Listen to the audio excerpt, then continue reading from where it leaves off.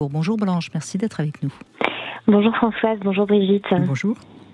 Alors justement, racontez-nous, vous avez vécu des abus de la part de quelqu'un de la famille, je crois, hein? Oui, tout à fait. En fait, j'ai vécu une relation d'emprise réellement avec une agression, enfin plusieurs agressions sexuelles en fait, de mes 13 à mes 25 ans. J'en ai 27 aujourd'hui. D'accord, oui. C'est beaucoup, hein? C'est long, ouais. C'était long. Et quand vous dites d'emprise, c'est-à-dire que vous étiez donc, vous pensiez que vous étiez un petit peu amoureuse, vous pensiez que vous étiez dans une relation qui était une relation d'amour. Alors, moi de mon côté, j'étais absolument convaincue et j'en doute encore aujourd'hui. J'étais convaincue qu'il était amoureux de moi, Oui. mon oncle, voilà. Et j'ai compris maintenant qu'en fait, moi aussi, j'étais amoureuse de lui. Ce qui se comprend, hein. Encore une fois, vous êtes victime, c'est lui le prédateur, hein. Vous aviez 13 ans, il n'avait pas abusé de vous sexuellement et à rentrer dans une histoire d'amour, hein. On est bien d'accord. Mais ça se comprend parce que voilà, vous aviez... C'est le frère de votre père? Non, j'ai pas de lien de sang avec lui, c'est le mari de ma tante. C'est le mari de votre tante, d'accord. Okay. Et aujourd'hui, vous avez donc 27 ans, hein, c'est ça? Tout à fait, oui. Et qu'est-ce que vous ressentez? Quelle vision vous avez justement de la suite de votre vie amoureuse? Alors, ma vie amoureuse, c'est une vaste catastrophe, pour être tout à fait honnête. C'est-à-dire, il y a des choses où il n'y a rien? Ah si, non, il y a énormément de choses. J'ai eu beaucoup de partenaires sexuels. D'accord. Mais j'ai énormément de mal à rencontrer quelqu'un de bien. Voilà, qui s'occuperait vraiment de moi et qui m'aimerait vraiment. En fait, je pense que ce que tout le monde recherche, hein, et ce que je recherche personnellement, c'est aimer et être aimé. D'accord, mais pour l'instant, vous êtes peut-être en train de découvrir une liberté sexuelle qui vous permet de vous éloigner de cette emprise. Non. Oui, mais certes, mais je pense que ma liberté sexuelle, moi je me juge énormément, je trouve que j'ai... la semaine dernière, j'ai couché avec 3 mecs en 3 jours, ça fait quand même un peu beaucoup. Est-ce que dans votre famille, des gens ont été au courant de cette relation avec votre oncle? Alors justement, ça c'est, j'ai engagé, en fait j'ai raconté ça à ma sœur quand j'avais 17 ans. Et en fait, elle a fait un blackout. C'était tellement horrible pour elle qu'elle a oublié. Et à la suite d'une très très grosse dépression, j'ai fait une thérapie familiale.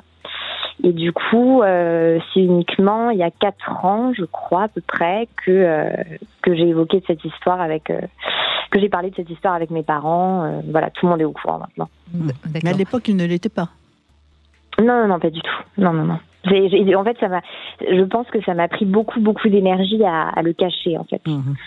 Et je pensais, en fait, être très courageuse. Je me suis dit, c'est horrible ce qui m'arrive, et en fait...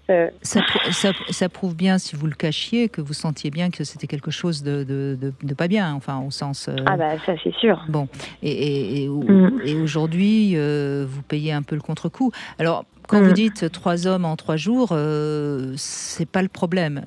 Le problème, c'est que visiblement, ça vous fait souffrir et que vous considérez que c'est pas bien. C'est ce qui me laisse à penser que vous êtes dans une addiction. Mais sinon, sinon il y a pas, enfin, il y a rien de mal à faire l'amour. C'est pas grave. C'est un peu mal à partir du moment où on est quand même censé être en couple avec quelqu'un. Vous êtes en couple? Plus ou moins. Et alors, c'est pas mal. Oui, mais par respect pour mon partenaire principal, on va dire officiel, je trouve ça pas très réglo. Ça dépend de comment de l'importance que vous donnez à la fidélité. Ça dépend de si lui est au courant ou pas. Enfin, vous voyez, ne mettons pas de morale dans quelque chose qui n'a pas à avoir de morale. Maintenant que vous ne soyez pas fiers de vous, que ça vous fasse souffrir, à ce moment-là, on peut parler que vous êtes dans une addiction sexuelle. Voilà, vous voyez la différence. Oui. Puis l'essentiel, c'est de savoir, est-ce que vous aviez vraiment envie de ces 3 hommes avec qui vous avez fait l'amour? Alors, il y en a un, c'était un peu compliqué, je vous raconterai, mais les 2 autres, je pense que j'avais envie, Alors, si vous aviez envie, ça n'est pas mal. Ouais. Non, mais je regrette pas. Hein. Et vous avez eu du plaisir? J'ai pas eu d'orgasme, mais... non, j'ai parlé de plaisir. Bah oui. Bon. Ouais. Donc, qu'est-ce qui fait que ça vous paraît pas bien, si ce n'est vis-à-vis de votre partenaire, hein? Bah parce que moi, si vous voulez, je suis dépendante, hein, j'ai un tempérament addictif, je suis polytoxicomane. Et j'ai arrêté pas mal de drogues là, donc c'est quand même bien. Mais j'ai l'impression que je compulse en fait. On parle de compulsion, j'ai l'impression que je compulse dans le sexe en fait, et que je consomme les relations sexuelles. C'est possible, oui. Mais si pour l'instant, ça vous permet de garder la tête hors de l'eau, vous voyez? Oui, c'est vrai. C'est pas, vrai.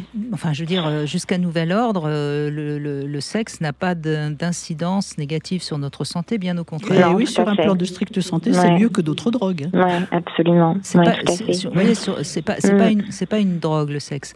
Voilà. J'entends que ça vous fait souffrir et que vous n'êtes pas fier de vous. Hein, mais je crois que ça peut passer plus par une thérapie qui va vous permettre de prendre un peu plus d'estime de vous-même que par un arrêt obligatoire de la sexualité. Oui, tout à fait. Après, moi, je suis déjà en thérapie depuis 3 ans. Alors, le travail thérapeutique que vous devez faire, c'est d'apprendre à vous respecter, à vous aimer. Ouais, À partir de ce moment-là, si vous vous aimez, si vous vous respectez, si vous avez envie de faire l'amour avec un homme, vous le faites, mais vous ne le faites pas par compensation. Pour avoir l'impression de reprendre le pouvoir sur les hommes. Vous voyez ce que je veux dire? Je comprends. Il faut que vous arriviez avec votre thérapeute à comprendre qu'est-ce que vous allez chercher dans ces relations multiples. Il me dit en fait, il me dit que j'oscille entre une volonté de perfection et une volonté d'autodestruction. Parce que comme j'ai été salie assez jeune, je reviens toujours à ce schéma. J'ai besoin d'être salie, en fait. Je me sens exister. Alors, est-ce que vous avez vraiment été salie, finalement? Est-ce que le sale, c'était pas l'oncle qui a abusé de vous, quand même?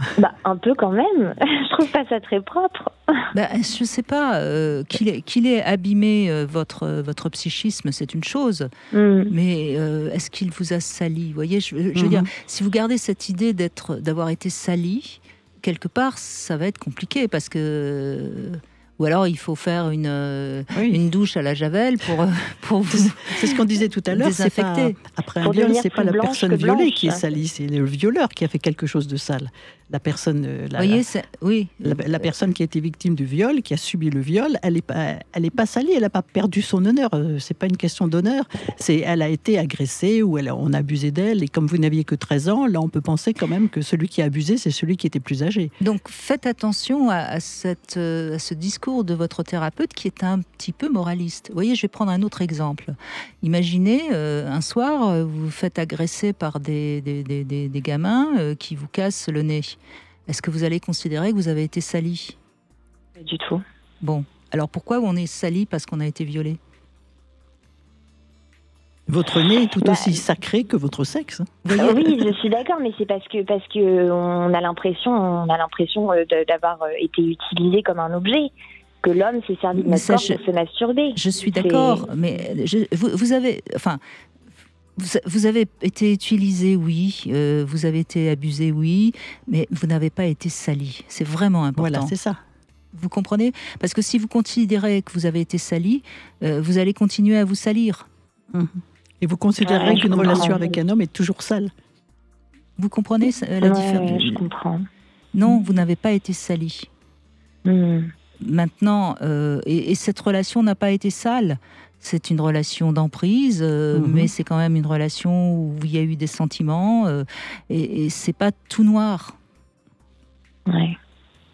Et peut-être que vous y avez trouvé votre compte pendant un certain temps, et que ça vous a aidé à être la femme que vous êtes aujourd'hui. Et il faut en faire quelque chose de cette cicatrice. Il faut en faire une perle. Et il ne faut surtout pas vous dévaloriser, parce que il n'y a aucune raison de vous dévaloriser parce que vous aimez faire l'amour, tout simplement. Oui, je comprends. Donc, essayez de laisser mûrir ce qu'on vient de vous dire. Peut-être que ça va aller mieux. D'accord? Oui, très bien. Merci Blanche. Merci à vous. Au revoir Françoise, au revoir Brigitte. Au revoir.